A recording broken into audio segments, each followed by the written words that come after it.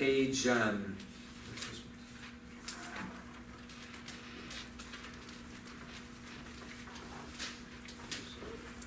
page 280, 282 and 283. Oh, that's the other thing. Huh? That's the other thing. Left side is 282, right? Oh yeah, yeah. Oh, They yeah. didn't follow that convention of Yeah. keeping the page number the same. I don't know why Well- that little thing, but that's. It's crazy. It's a I little- don't know, I believe. Of all the things that are wrong on the book, I feel like that's the least important. Oh, yeah, it's totally not important. But anyway, so Unatan and Toketh, it does have some good translation. I mean, the translation is fairly accurate. But 2 pages later, they have this. Each of us is an author to face the future. There are some nice midrashic pieces. There are some really good readings from Hasidic stories, some of which we do, when the page is announced. But if you like to read, there are things to look at. So you say that it's okay to be wandering through the pages? Yeah, If that's what you are so moved to do. correct. Okay. Do I need to say it louder? It's permission. I got. Maybe say the day of that. Huh? Maybe say the day Well, of. it's fun. It's going to be in the sermon too. Well, good, yeah. That's part of what I'm doing is testing out how something works. It's my Hillary Clinton. Can I say that? Okay. Is it okay? Yes, I had the same thing. Somebody last year I was doing a different workshop and I said, it's okay to skip around in the Amidah. And somebody raised his hand and said, you need to say that. I didn't know I could. It's like. It was allowed, right? So that's okay. It's preferable, and it's funny that I'm not picking on you, Alice, but it should be obvious that it's permissible because wouldn't it be obvious that it's better to flip through the pages than to just talk to your friend? Well, I am inclined to do that, especially with the Amidah, that there's some paragraphs that speak to me more than others. Right. And so I just don't like what it says. Right. So I skip So over you it. can skip over it, and also remember, many people, because I watch how people read, don't finish the Amidah in the allotted time. Well, if you're not going to finish the Amidah in the allotted time, why should every year you read the first 3 pages and you skip all this next stuff? Skip a little bit. So read the last 3 pages. Whatever. Well, is there any way, to even have around different readings that people could just take back to their seats and read on their own, instead of trying to find in the Moxer the few things that may... So we have some of it. I'm the assistant. Now I just put that on tape. No, we do have these information tables around, and some of it is flyers. A lot of it's flyers, but we also try to put out the Shema magazine. Hopefully, we'll have it again, and we put out the Chancellor's message and a few. So we do try to put some reading material, and I have seen some people pick them up and sit and do that. So that is. On that note, is it okay to just bring other books in then? I do that all the time. I know we do that, but I don't know that that's Especially if you get to sit in a Okay. pew because you have a place to put it. Okay. I have a set of Moxers for every holiday, and I always bring my own Moxer in and look at my own Moxer while I'm trying to follow with this book. Right. Right. Very Well, good. a lot of times during the meetup, rather than just going along the book, I just think of things that really mean, and just like chant those silently. Right. So let's try exactly. So let's try to move a little bit to some of the meat of it, and kind of look at a few texts and see if we can find meaning, for ourselves through what's there. So the theme of the High Holy Days, all this talk about God being King, God being Judge, Avinu Malkeinu, a major prayer, our Father, our King. Well, so Father is sexist, and we don't have very many kings, is there. So what is all of this stuff to do? First of all, I want to make sure that everybody knows a word that we use a lot, but we just say it. So a piyut. What? Piyut. Does the word piyut mean something? Anybody want to tell somebody else what a piyut is? Well, a lot of them were done in the Middle Ages, and there are different variant prayers about, most of them are excluded from this Machzor. Well, most of them are excluded from every Machzor. If you have a traditional Machzor, it has a lot more piyut. So the word piyut means, well, again, right, I'll say it. The word piyut is a liturgical poem, okay? And essentially what happened is that the Rosh Hashanah service is roughly the same as the service every day of the year, at least roughly the same as Shabbat, the Shema, the Amidah, blessed before the Shema, whatever. And these poems were written by different people from about the year 300 to say 1500, roughly. And there are thousands of them. So first of all, I will say, Ted, most Machzors, Orthodox too, exclude most of them. There are many more. Yeah, that was the first half of the sentence. There are many more than could possibly be recited. And there's this guy Goldschmidt did the scholarly work. Some of them were done in one country and some in another country, and there's that kind of stuff. And another piece that's difficult with piyut, besides the words, is a lot of times the language is very poetic in the sense that it's using allusions that you really have to know the Bible by heart to understand. You really need the footnotes. And so the combination of being difficult to understand and elongating the service and not speaking to people caused people to skip many of the piyutim. One of the problems, I think I'm going to say what you're about to say, so let me say it first. One of the things that to me is a problem with this book, again, is that they kind of made all the decisions for you. So it's one thing to say, I'm going to, do my service and I'm going to skip certain piyutim, I'm going to choose certain ones, but they chose for you, and so you're left to A, do the same two every year, because those are the two that are there, and B, not get to pick. I don't know if that's what you were going to say. I was going to just mention one in particular that used to be in the old conservative Machzor. I tis thus, they had a beautiful rhyming translation of a thing about the Jews who were martyred in York, England. And I can't remember it off the top of my head exactly, but it was a beautiful, and the Hebrew also was acrostic, right? And that was cut out totally in this one. So, and that's it's a shame. And you know what, I also don't understand why there's certain times during the, mostly in Rosh Hashanah, that you would, end the prayer by saying their rock and the Redeemer. What is all that all about? Oh, well, those are technical terms. So, there are many different names or words that we use to describe God. One of them is rock, like Tzur Yisrael, rock is Tzur. The idea of a rock, on the one hand, it's a rock, who prays to a rock. On the other hand, it's very strong, right? You can't move a rock, it's always going to be there. So that's just a name, right? A redeemer is Goali, right? So my rock and my redeemer, Tzuri v'Goali, which is the same thing we say before the Amidah. Tzur Yisrael, rock of Israel, Gaal Yisrael, the redeemer of Israel. So those pieces are there.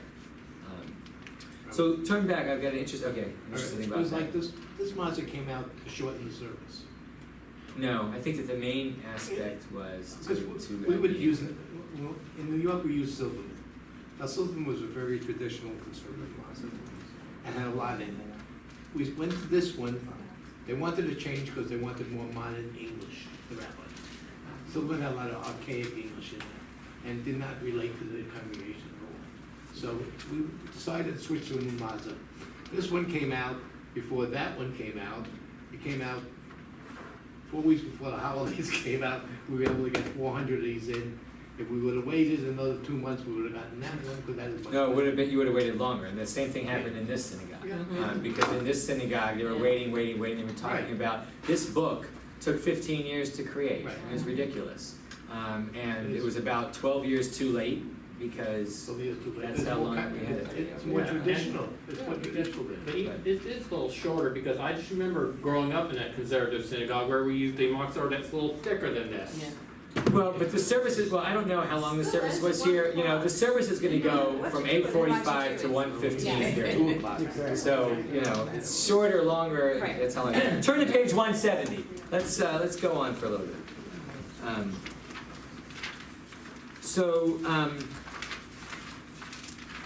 This is a famous, this is a popular piyut called La'el Orech Din. It's on page 170. I guess it's not that popular because the really popular ones they put in transliteration in this. It's one of the ones that we do. It's one of the ones that we do during Shachari, which means it's in direct sanctuary before 10 o'clock on Rosh Hashanah. But it is repeated on Rosh Hashanah and Yom Kippur during the repetition of the Amidah. I put it here to try to point out a couple of things.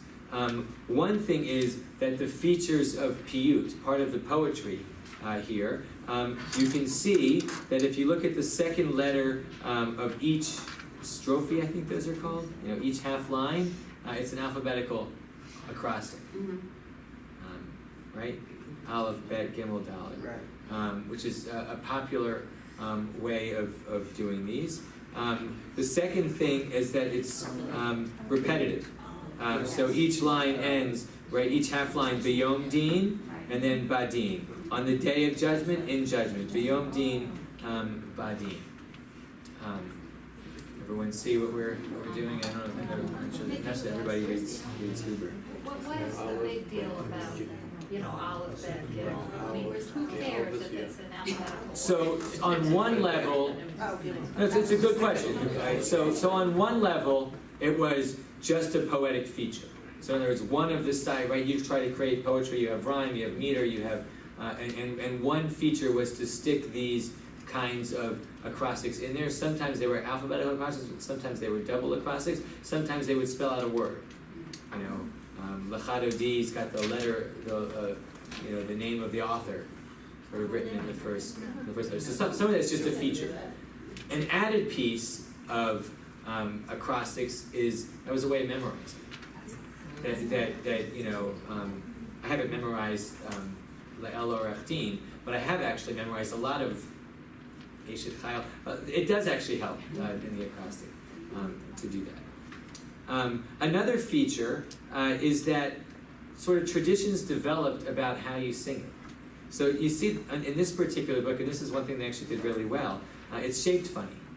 And you have the first half line, La'el Orech Din, and then you have the second line in a full piece, where it would have made sense to go Aleph and Bet on the first line, Gimel and Dalet on the third, Hey and Vav. Well, for whatever reason, the tradition of singing, and right, the musical tradition is as important as the words themselves. The chanting tradition is that the leader starts like Ubechen lecha hakol yaftiru la'el orech din levochen lebavot b'yom din legoleh hamukot badin, and then people repeat it. So this is actually written to kind of make it easy to preserve the musical style. And so the actual, and I can't go through this, if this book had good footnotes, which nobody would read, they'd say, look bad.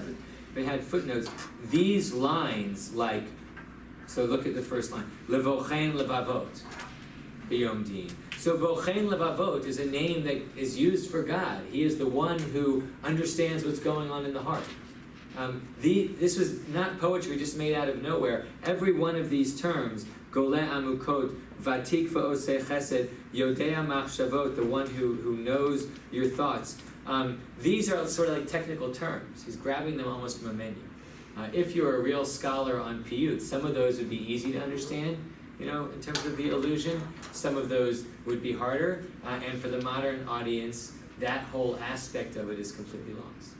And that's kind of one of the things that makes it harder to do this stuff in the service. But you can sometimes play the games and try to do it. What do we do with this whole idea of judgment? What does Judgment Day mean to any of you? Anybody? What does Judgment Day mean? I think it means that when, like, God judges you for what you've done. All right. Do you believe it? Yeah. Yeah? No. I think we have some sort of internal judgment, and we say, no, I shouldn't have done that, and I got what I. And so in one level, if you don't believe that God is sitting up in judgment with the scales, reading that metaphor encourages you to think of your own internal judgment. Yes. Okay, that's one way. I've got sort of two approaches to this. One was, we were the first time I was a Shaliach Tzibor and having to chant this, I was saying, how do you do this? And my teacher at the seminary said, well, jump into the metaphor. So, one strategy, if it works, okay, I don't really believe in a literal way that God is worrying about me in judgment that way, but I'm going to pray as if it's there. That's the mindset I'm going to try to give myself. Sort of an extension of that, to me, there's a humility aspect to all this judgment and kingship stuff. I think we live in a world that isn't so big on humility. We live in a world of the sovereign self. On one level, to even say that the text is outdated. So on one level, hey, it was written 2,000 years ago. Of course it's outdated. On another level, I think we sometimes fail to recognize the arrogance of saying this is outdated, or I can do it better, or right there is an element of who am I to say. My favorite Saturday Night Live skit, maybe you've seen it, but it's a Steve Martin skit, and it's the Barber of Seville, and this woman comes, I think it's Gilda Radner, comes and bringing a sick person. You've seen it, and she's sick, and she said, and so Steve Martin gets up there and he says, we have progressed so much in medicine. 1,000 years ago, somebody would have thought that your daughter had this malady because there were witches or somebody had cast a spell over her head. But we now know that her illness is caused by a tiny dwarf living inside her stomach. So there is this element of, say it's outdated, but don't think that the things we're going to come up with are going to last forever either. And what does it mean? So if it's a metaphor, fine. What does it mean that there's a bigger force that is either judging me or is commanding me, and then it's not just whatever I want to do? I mean, I think of that. I had this conversation. Well, it's not exactly the same, but I had this conversation with a mother today who was very upset that her grown children don't want to come to Rosh Hashanah services with her. And there's a whole host of issues, and that's not fair to go into. But there's this piece of, why bother? And before you jump to why bother, think of what you're throwing out. You're throwing out a couple of thousands of years there.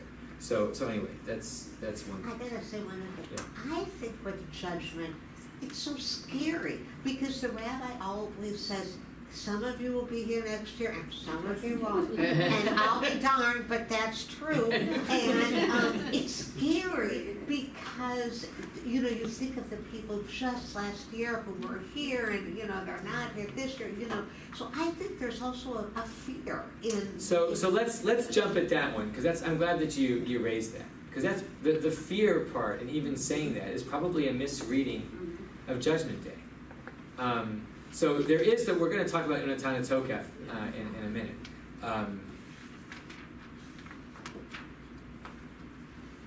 The progression of the High Holy Days, right? Rosh Hashanah and Yom Kippur are actually supposed to be happy holidays. We have a sad fast, that's Tisha B'Av, the Black Fast. Yom Kippur, because it's Judgment Day, but it's sort of preordained that the judgment is going to be a positive. That actually, right, and we pull out those metaphors also, that God doesn't judge us by our actions, God judges us in mercy. And so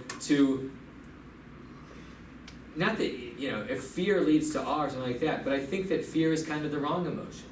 Not that, I understand why you feel it, and I guess I'm giving you permission to say, no, that's who I don't need to think that. Okay. Because the meaning of Judgment Day is supposed to be an element of God is going to judge you fairly. God is going to judge you mercifully.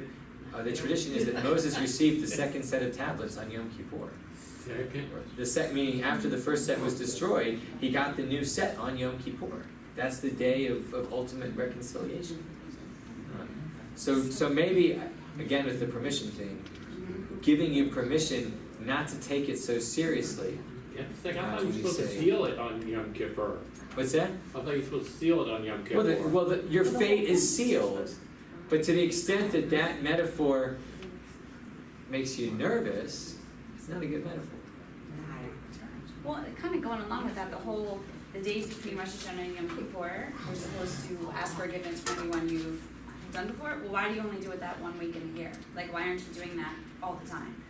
Right, all right. So I want to get to two aspects of things that you raised. And by the way, so if you want to flip pages, the next thing I'm going to look at is on 282. You spent most of the time talking about Huh? You spent all this time talking about Rosh Hashanah. Oh, but Leil or Raftin is also on Yom Kippur.